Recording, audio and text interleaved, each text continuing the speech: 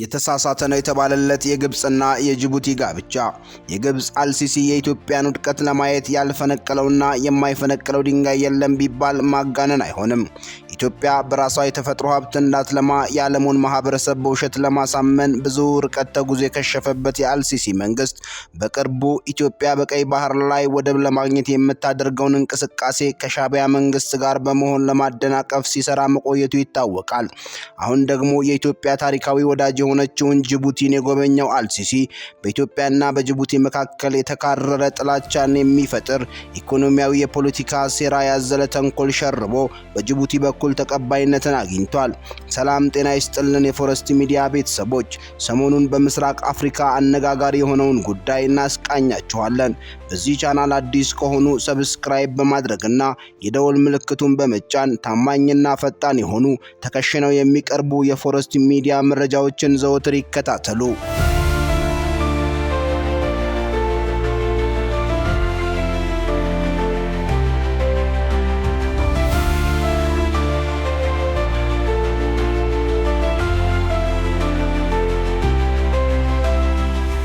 ኢትዮጵያ ከፍተኛ መጠን ያለው የኤሌክትሪክ ኃይልና በርካታ ገቢ በወደቡ አማካኝነት የምታገኘው ጅቡቲ አስባበት ይሁን በፖለቲካ ሴራ መታለል ከመቶ ዓመት በላይ ወዳጇ የሆነችውን ኢትዮጵያን የሚያስቀይም ውሳኔ አድርጋለች።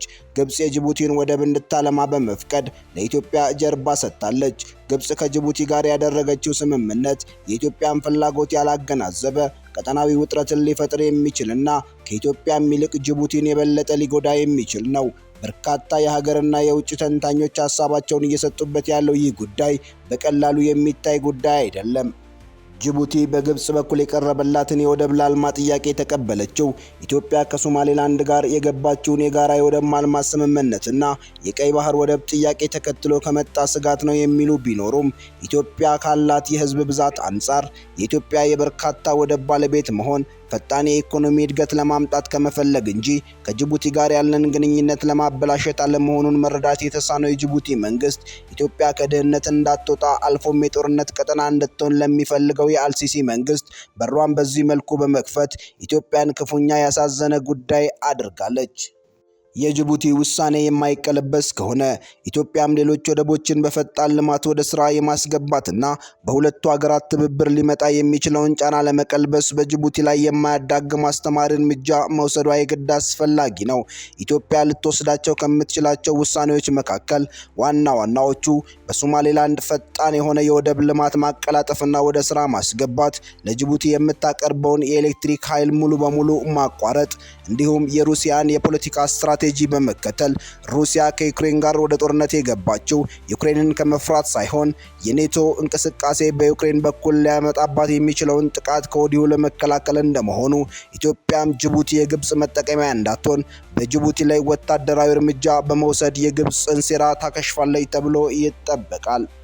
ግብጽ ከ10 ዓመታት ላለፉ ጊዜያቶች የአባይ ግድብ ወደ ስኬት እንዳይመጣ ብዙ ታግላለች። ይሁንና ይህ ትግሏ ምንም ሊሳካላት አልቻለም።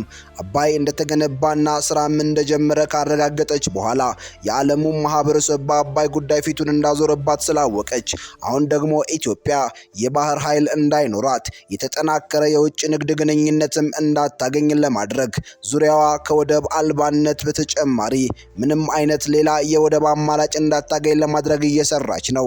ኢትዮጵያ ምንም አይነት የራሷ ወደብ የሌላት ሀገር ስትሆን ጅቡቲ ብቸኛና እስካሁን የወጪና የገቢ ንግዶችን የምትቆጣጠርበት ወደብ ነው። ግብጽ ወደዚህ ያማተረችው ኢትዮጵያን በኢኮኖሚ ለማዳከም ከወጠነችው ሴራ እንደሆነ ከወዲሁ ያስታውቃል። የኢትዮጵያ መንግስት ይህንን ከወዲሁ በመገንዘብ የግብጽን ሴራ የሚያከሽፍ አፋጣኝ የሆነ የኢኮኖሚና የፖለቲካ መንገድን ማራመድ ይጠበቅበታል።